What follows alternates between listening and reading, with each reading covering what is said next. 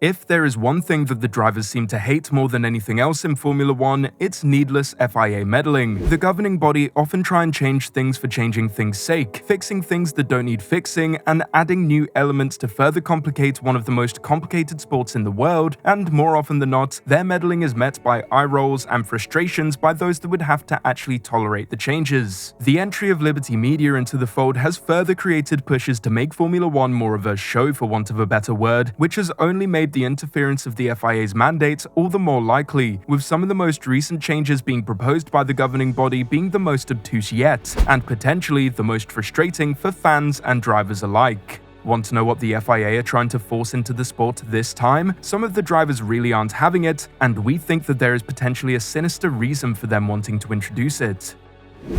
So, following the team and driver pushback on the upcoming rule changes set for 2026, with it being deemed that they run the risk of actively taking away from the sport, you would have thought that the FIA wouldn't want to do anything to further rock the boat. The most recent idea proposed by the governing body is for a post-season rookie sprint race in order to give young drivers competitive experience. It basically amounts to an F2 race in F1 machinery, with no experienced drivers for a comparison to serve as a litmus test, an extra weekend of work for the teams in which young and inexperienced drivers are all thrown into vastly more complicated and powerful machinery, and a completely without stakes event that nobody who doesn't already watch the junior categories will tune into. Now, you'll forgive me for being less than impressed by this idea, but it's not just me that finds this uninspired meddling entirely redundant, as the FIA's biggest fan and supporter, Max Verstappen, found this idea to be entirely inconsequential and borderline disrespectful towards the would-be rookie drivers, as he said,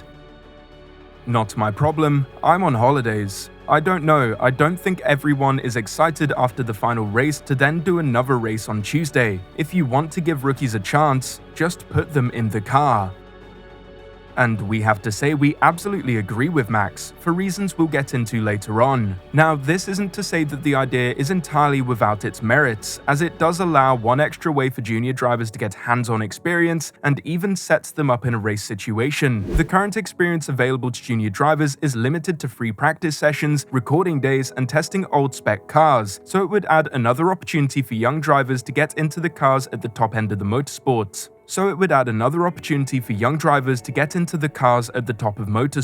However, there would be far more meaningful changes that would actually create more substantial pathways into the sport, which again, we'll get into in a minute, so be sure to stick around. For the time being, a fan of the idea is George Russell, who gave an insight as to why the concept of a post-season rookie race could actually be useful for young drivers trying to move up in the world of motorsport, with the Mercedes driver having this to say.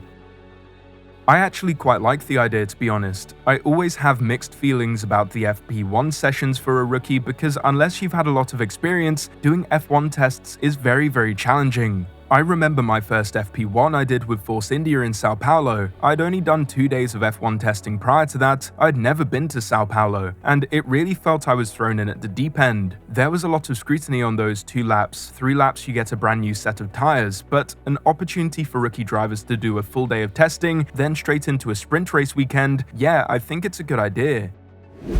So, while George likes the idea, we don't actually think it fixes the recent issue of rookies being unable to break into Formula 1. Now that you've got an idea of the 2 primary arguments, I think it's important we address something here. The FIA's attempt to introduce a faux sprint race for young drivers smacks of them not making the changes that would actually allow young drivers more of a way into the sport in fear of clapback, or simply because they don't care to do anything more substantial. What we mean by this is that if the FIA truly wanted a way to get more young drivers into the sport, then surely the best way to do so is pave the way for more available seats by introducing the proposed 11th and 12th teams. The abysmal handling of Andretti's attempted entry into the sport saw the best opportunity for the 11th team scuppered, with Ben Sulayem flip-flopping in regards to whether he supported it or not, despite him giving them the green light to join the sport, and the whole affair has muddied the water in a major way. The idea that a race after the season ends would be the best way to get young drivers into the sport is frankly embarrassing and a complete non-starter. And it's all for show if you ask me.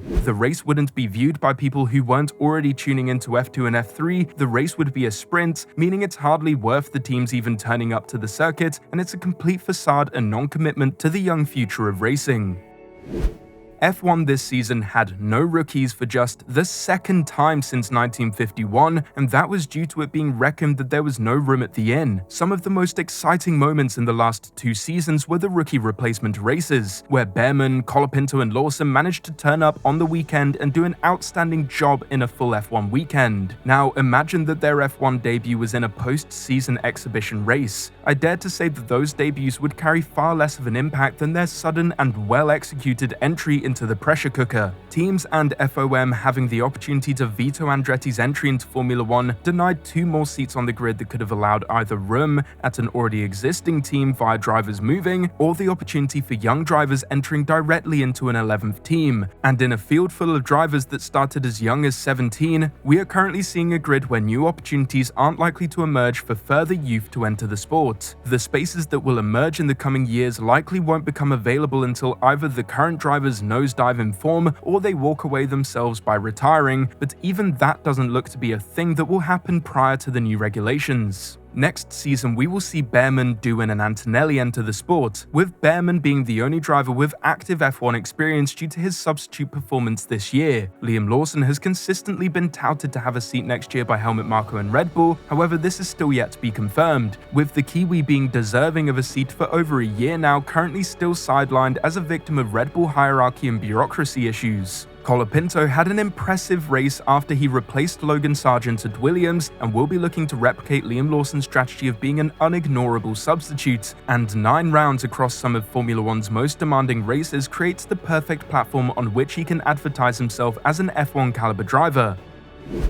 All of this is great, right? Well, not when you consider that the grid is getting younger and younger and younger, and with drivers racing up into their 40s now apparently, it's fair to say that the gaps that the 3 or 4 new entries are filling won't open up, save for some terrible rookie performances. The restricted amount of seats, which are only so restricted due to teams not wanting to let another team join the grid, when combined with the grid getting younger, means that it's only going to make it harder to make it into Formula 1, and adding a weird post-season event is not going to fix that issue. For all the talk about wanting to create a pathway into Formula 1, especially in respect to giving more opportunities to anyone of any background, well, it seems to be an entirely moot point with an entirely toothless execution. The only thing that the restriction of the pathway to Formula 1 by not increasing the amount of actual seats will provide is an increase in the likelihood that pay drivers will be those entering the sport, as financial incentives will prove to be the main upper hand a driver can give to a team when there are no other viable routes to the grid. But that's just what we think. Let us know your thoughts in the comments below. Are we overthinking this whole issue? We agree with Max that the best way for rookies to get F1 experience is by having a direct pathway to those who can prove themselves worthy, and the post-season rookie race will not provide that. But if you're more in the George Russell camp, that any extra opportunity outside of free practices will be a good thing, then feel free to tell us we're wrong. In all likelihood, the correct answer lies somewhere in between. Thank you for watching.